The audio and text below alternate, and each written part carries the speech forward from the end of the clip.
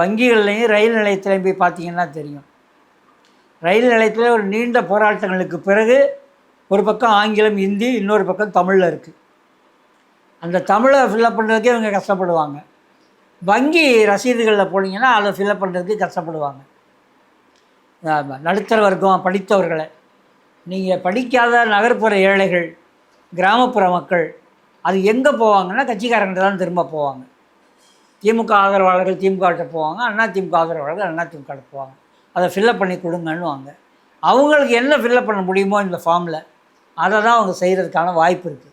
இது என்ன கொடுமைன்னா, சமீபத்தில் என்ன எலெக்ஷன் கமிஷன் கீழ் வர கெயிட் பண்ணியிருக்காங்க அப்படின்னா, நீங்கள் அந்த 2ஆம் பக்கம்லாம் ஃபில்லப் பண்ண வேணாம், முதல் பக்கத்தில் முன்னாடி இருக்கக்கூடிய விவரங்களை மாத்திரம் ஃபில்லப் பண்ணுங்க. அப்படின்னா என்ன, உங்கள் பேர், உங்கள் அப்பா பேர், உங்கள் வாக்காளரின் எண்ணறிஞ்சு, இந்த வெங்காயம் தானே ஏற்கனவே இருக்குது, இதுக்கு எதுக்கு நீங்கள் ஃபார்மை கீழே வர கொடுத்துருக்க.